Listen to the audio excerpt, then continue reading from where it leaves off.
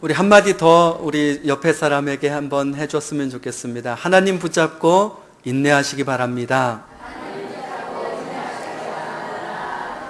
아멘.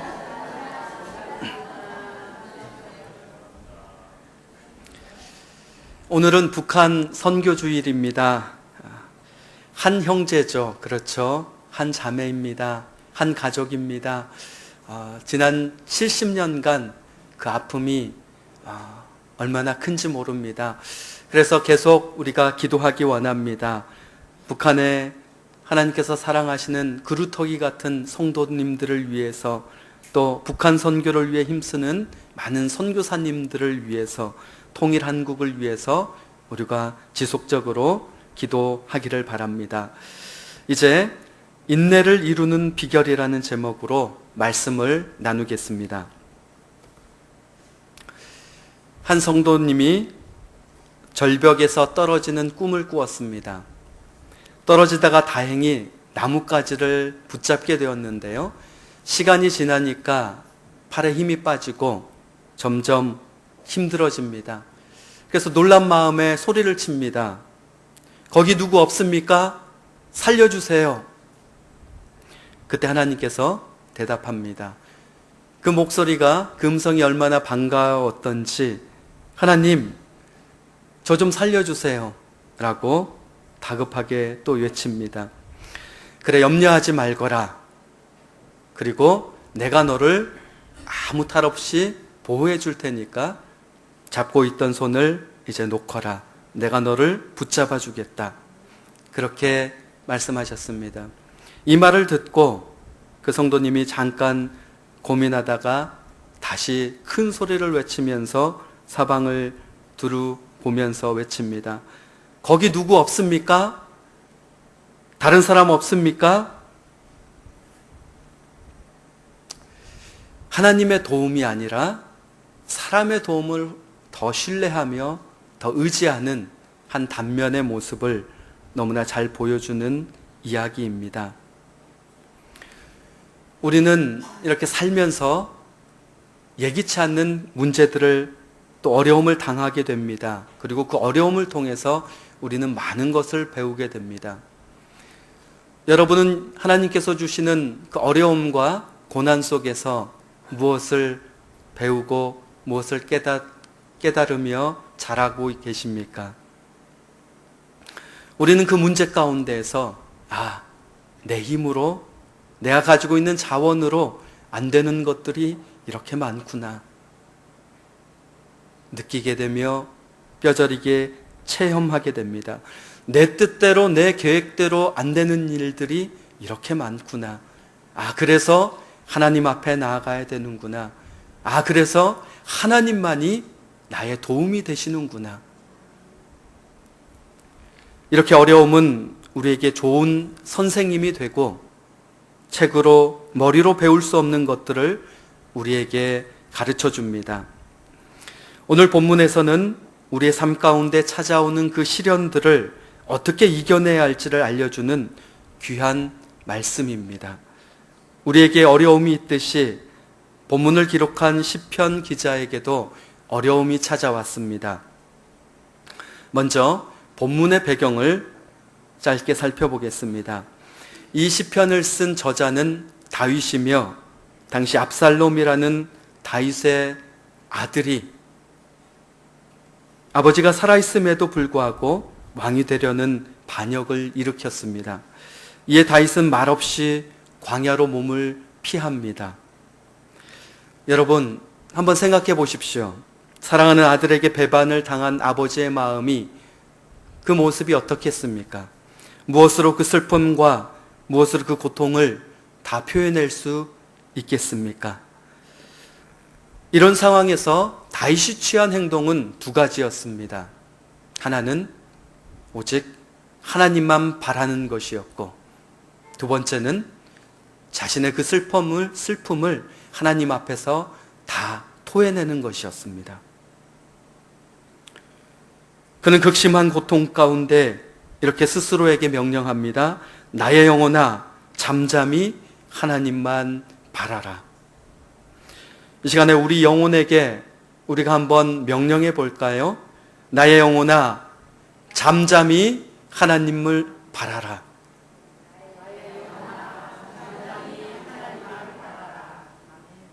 다시 한번 나의 영에게 한번 외쳐보겠습니다. 나의 영혼아, 잠잠히 하나님만 바라라. 아멘. 다윗은 이 어려움과 고통 가운데 이렇게 자기 영혼을 향하여서, 자기 전 인격을 향하여서 외쳤습니다. 우리 1절을 함께 보겠습니다. 1절 함께 읽겠습니다. 나의 영혼이 잠잠히 하나님만 바라며 나의 구원이 그에게서 나오는도다. 아멘. 원문의 이 1절 말씀에는 단 하나의 동사도 나오지 않습니다. 원문의 뜻을 살려서 다시 한번 읽는다면 이렇습니다. 진실로 하나님으로부터 침묵, 나의 영혼, 나의 구원. 마치 어눌한 어린아이가 문법도 맞지 않는 그런 낱말들을 나열해 놓은 것 같이 그렇게 토로합니다. 그러나 이 단어들 속에 저자의 마음이 얼마나 간절한지, 얼마나 진실한지를 우리에게 보여줍니다. 하나님의 구원을 얼마나 사모하고 있는지 우리가 금방 느낄 수 있습니다.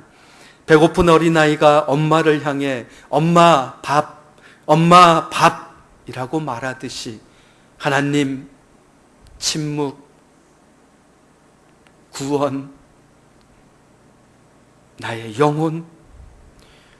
다윗의 이 고백은 그 어떤 매끄럽고 화려하고 세련된 문장보다 더 힘이 있고 우리에게 감동을 줍니다. 하나님 앞에서 다윗이 이렇게 고백하는 이유는 2절의 내용에 있습니다. 우리 2절 함께 읽겠습니다. 오직 그만이 나의 반석이시요 나의 구원이시요 나의 요새이시니 내가 크게 흔들리지 아니하리로다. 아멘. 구원이 하나님께로부터 나오기 때문입니다. 반석과 산성이라는 단어를 좌우에, 오른쪽과 왼쪽에 하나님께서 배치해 두십니다. 그리고 그 정중앙에 하나님께서 나의 구원이시오 라는 말을 놓습니다. 자신의 고통과 어려움 속에 하나님께서 반석과 산성을 좌우에 둘러 치심으로 말미암아 그리고 평안 가운데 그 가운데 구원을 베푸시는 그 하나님을 다윗은 노래하고 있습니다. 오직 그만이 나의 반석이시요 나의 구원이시요 나의 요새이시니 내가 크게 흔들리지 아니하리로다. 구원을 확신합니다. 하나님이 나를 붙잡고 계시기에 내가 결코 흔들리지 않을 것을 선포하고 있습니다. 두 번째, 다윗이 선택한 것은 하나님 앞에 마음을 토하는 것입니다. 우리 함께 8절 읽겠습니다. 백성들아 시시로 그를 의지하고 그의 앞에 마음을 토하라. 하나님은 우리의 피난처시로다. 아멘. 압살롬의 칼날을 피하여서 서둘러 피난길에 오릅니다. 자식에게 당한 이 엄청난 일, 이 어처구 없는 일을 그 누구에게 하소연할 수 있겠습니까? 사람들이 비웃습니다. 조롱합니다. 사울의 집사람 시므이조차 욕을 합니다. 이 상황에서 다윗은 자신의 마음을 쏟아놓을 곳은 오직 여호와 하나님 한 분임을 고백합니다. 그의 앞에 마음을 토하라. 3절에서 자신의 그 억울함을 토해냅니다. 나는 악인들의 공격에 점점 기울어져 갑니다. 심하게 흔들리고 있습니다. 이제 누군가 나를 조금만 건드린다면 나는 금방이라도 넘어질 것입니다. 그렇게 쓰러져가는 담과 힘없이 주저앉는 울타리와 같이 내가 그렇게 놓여져 있습니다. 악한 자들은 계속 나를 공격해오며 지금도 그 공격을 멈추지 않고 있습니다. 9절에는 그 마음을 이렇게 표현합니다. 아, 슬프도다. 아, 슬프도다. 여러분, 슬픔이 주체할 수 없이 가득 차면 참 위험해집니다. 여러분 가운데 그것을 혹시 경험해 본 분이 계신지 모르겠습니다. 슬픔이 가득 차면요, 스스로 목숨을 끊는 일에도 기꺼이 승낙해 버립니다. 평상시에 그렇게 중요하게 여겼던 것들, 가치 있게 여겼던 일들이 한순간에 무의미해져 버리는 일들이 일어나게 됩니다. 그것이 슬픔이 가지고 있는 힘입니다. 밥을 먹을 수도 없고 잠을 잘 수도 없습니다. 이렇게 슬픔이 가득 찼을 때는 반드시 그 슬픔을 쏟아내야 합니다. 쏟아붓는 통로는 두 가지입니다. 하나님 앞에서 하나님께 간구로 쏟아내는 것과 상대방에게 보복과 복수로 쏟아내는 것, 이 두 가지가 있습니다. 다윗은 하나님 앞을 선택합니다. 이유는 하나님께서 일하시는 그 방법을 다윗은 너무나 잘 알기 때문입니다. 12절을 보시겠습니다. 주여 인자함은 주께 속하오니 주께서 각 사람이 행한 대로 갚으심이니이다. 다윗이 나이가 들었지만은 마음만 먹으면 아들의 반란을 얼마든지 막을 수 있습니다. 그러나 악을 악으로 갚지 않습니다. 이미 사울 왕을 통해 다윗은 경험했습니다.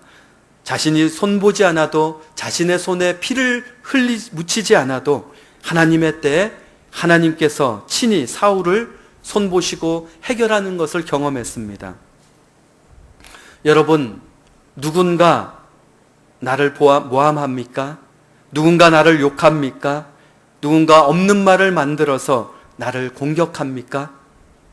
그렇다면 오늘 하나님의 말씀을 받으시기 바랍니다. 같이 흥분하고 같이 소리치고 같이 욕할 필요 없습니다. 하나님의 때가 되면 하나님께서 정리해 주십니다. 하나님께서 갚아 주십니다. 여러분의 오해도, 여러분의 억울함도, 여러분의 그 분함도 다 아시고 정리해 주십니다.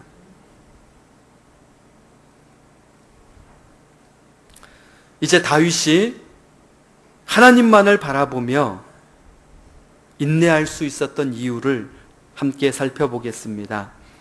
다윗은 오늘 말씀에서 그 비결을 세 가지로 말하고 있습니다. 첫 번째, 사람은 우리가 의지해야 할 대상이 아니기 때문입니다. 그러기에 하나님을 바라봅니다. 그러기에 하나님 앞에서 인내합니다. 9절입니다. 우리 함께 읽겠습니다. 아, 슬프도다. 사람은 입김이며 인생도 속임수이니 저울에 달면 그들은 입김보다 가벼우리로다. 사람은 입김입니다. 헛됩니다. 그러기에 빈부귀천에 관계없이 사람은 믿음의 대상, 의지의 대상이 결코 될 수 없습니다. 여러분, 사람을 믿지 마시기 바랍니다. 사람을 바라보지 마시기 바랍니다. 그러면 그 결과는 허무한 결과를 얻게 됩니다. 사람을 바라보던 시선을 하나님께로 옮기시기를 바랍니다. 내가 지금 사람을 의지하고 있습니까? 내가 지금 사람을 믿고 사람을 기대하였다가 실망한 분이 계십니까? 그렇다면 이제 하나님을 바라보시기 바랍니다. 변함없고 신실하신 하나님, 나의 구원, 나의 반석, 나의 요새가 되시는 하나님께로 돌리시기를 바랍니다. 두 번째는 물질이 우리를 구원해 주지 못하기 때문입니다. 그러기에 다윗은 하나님 앞에 서며 하나님 앞에 구원을 얻기까지 인내하였습니다.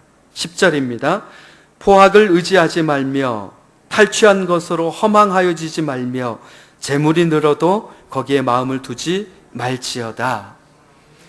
재물이 늘어나게 되면 그 재물에 마음이 향하기 마련입니다.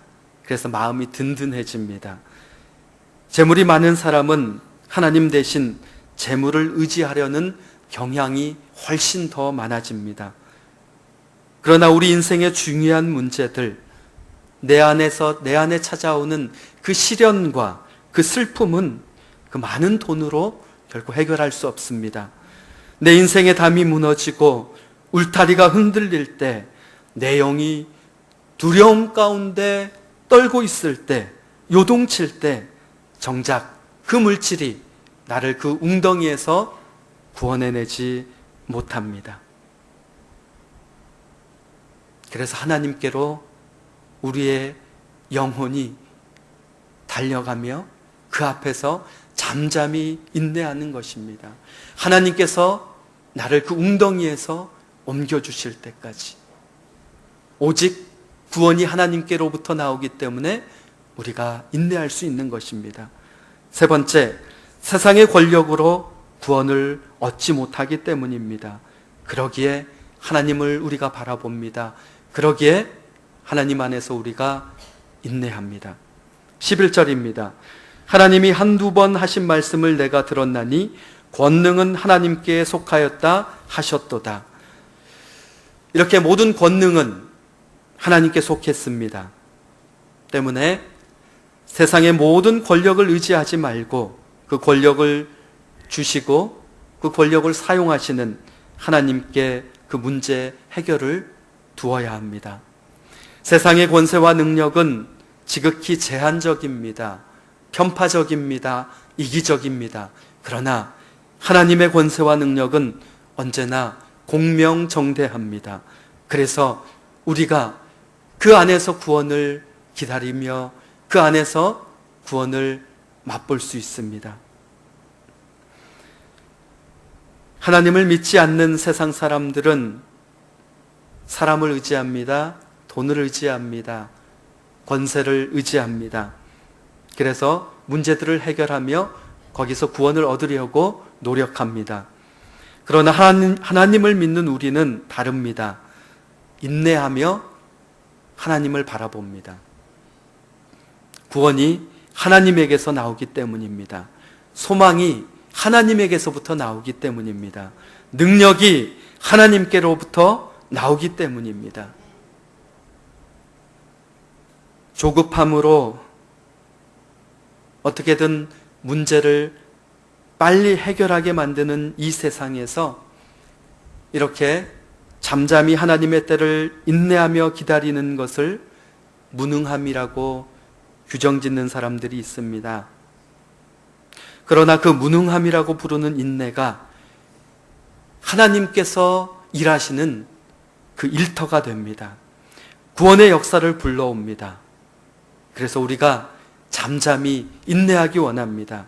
사람을 의지하지 않고 물질을 의지하지 않고 세상 권세를 의지하지 마시기 바랍니다.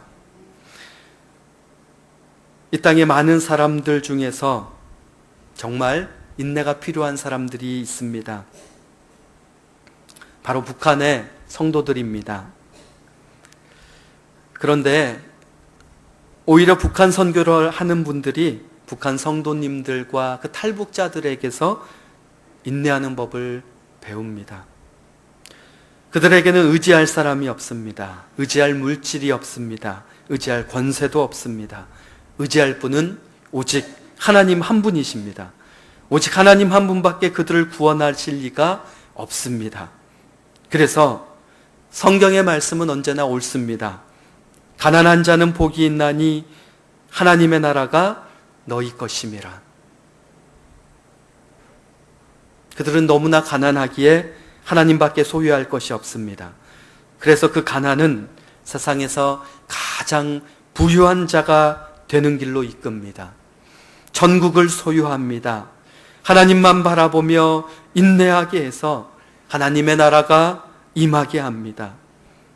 북한을 섬기는 그 사역자들이 이것을 얼마나 사모하는지, 얼마나 부러워하는지 모릅니다. 한 선교사님이 북한에 들어갔습니다. 한 호텔에서 투숙하고 하룻밤을 자는데 새벽에 깨었습니다. 잠이 오지 않아서 로비로 내려갔습니다. 한 남자가 자신에게 내려오더니 약수를 건넵니다. 약수를 합니다. 이제 손을 거두려고 하는데 느낌이 이상합니다. 그 청년이 계속해서 자신의 손바닥에 무엇인가를 그립니다. 바로 십자가였습니다. 조용한 곳으로 자리를 이동해서 서로 그리스도임을 확인하고 서로 부둥켜 옵니다. 그리고 선교사님이 그 형제에게 말합니다. 내가 도울 일이 있으면 무엇이든지 말씀하십시오. 뭐가 필요합니까? 이렇게 말을 하면서 선교사님은 의뢰의 돈을 요구할 것이라고 생각을 했습니다. 그래서 자신이 가지고 온 그 수중에 있는 돈이 액수가 얼마이며 또 얼마를 이 청년에게 줄 수 있는지 그것들을 머릿속으로 계산하고 있었습니다. 그런데 선교사님에게 돌아온 대답은 이것이었습니다. 첫 번째, 제 11조를 대신 내주십시오. 제가 호텔에 일하면서 매달마다 받은 임금을 꼬박꼬박 11조를 모아놨는데 제가 11조를 낼 곳이 없습니다. 대신 내주십시오. 두 번째, 제게 세례를 베풀어 주십시오. 성찬을 참여하고 싶은데 세례를 받지 못해서 성찬을 나누는 그 시간에 제 마음이 미칠 것 같이 아픕니다. 세 번째, 성경책 한 권을 주십시오. 쌀이 아니었습니다. 돈이 아니었습니다. 더 좋은 일자리가 아니었습니다. 그 이유를 듣는 선교사님은 마음속으로 펑펑 울었다고 합니다. 11조를 내고 싶어도 낼 수가 없는 그 마음이 어땠을까? 모으기만 했지 드리지 못하는 그 마음은 어땠을까? 낡고 찢어진 성경책이 있지만 어머니로부터 시작해서 가족들이 그 성경책을 돌려가면서 읽고서는 자신에게 그 성경책이 돌아왔을 때는 새벽 2시가 넘어서야 받아들고 제대로 읽지 못하고 너무나 피곤해서 졸 수밖에 없다라는 그 사람의 말을 듣고 선교사님은 다시 한번 부끄러움을 느꼈다고 합니다. 여러분, 한국교회가 줄 수 있는 것들이 많지 않습니다. 그들의 예배는 좁고 초라하며 제대로 된 성경책도 없습니다. 악기도 없습니다. 목사님도 없습니다. 그러나 그들은 인내합니다. 그리고 천국의 예배를 드립니다. 그들은 오직 하나님 한 분만을 신뢰하며 잠잠히 인내합니다. 잠잠히 도움을 구합니다. 그리고 신실하신 하나님께서 주시는 그 구원을 얻습니다. 오늘 우리가 이 인내를 배우기 원합니다. 그 인내는 온통 결핍투성인 상황에서 천국을 경험하게 만듭니다. 하나님이 그 심령을 채우십니다. 그 소망을 채우십니다. 우리를 반석과 산성으로 두르시며 그 한가운데 구원을 허락하십니다. 누가 이 일을 할 수 있겠습니까? 사람이요? 허다한 재물이요? 세상을 호령하는 권세, 권력이요? 그렇지 않지요. 그럴 수 없지요. 오직 하나님만이 하십니다. 하나님만이 채우십니다. 오직 하나님만이 이루십니다. 이제 말씀을 맺겠습니다. 인내의 비결은 사람을 먼저 찾지 않는 것입니다. 물질을 먼저 찾지 않는 것입니다. 권력의 힘을 먼저 찾지 않는 것입니다. 왜냐하면 정말 하나님이 주시는 그 어려운 고난 속에서 그것이 저와 여러분을 구해낼 수 있는, 구원해 줄 수 있는 힘이 전혀 없기 때문입니다. 그래서 내가 가지고 있는 그것들이 나의 문제를 해결해 주지 못하기에 잠잠히 인내합니다. 하나님을 바라봅니다. 구원이 임하실 때까지 기다립니다. 하나님의 역사가 일어날 때까지 인내합니다. 오 하나님, 내가 기다리고 기다렸더니 드디어 하나님께서 문제를 해결해 주시는군요. 오 하나님, 내가 바라보았더니 드디어 하나님께서 이렇게 역사하시는군요. 하나님 참 감사합니다. 하나님 정말 최고이십니다. 이렇게 우리의 인내로 하나님께 감사와 찬송을 올려드리는 우리 모두가 되시기를 바랍니다. 기도하시겠습니다.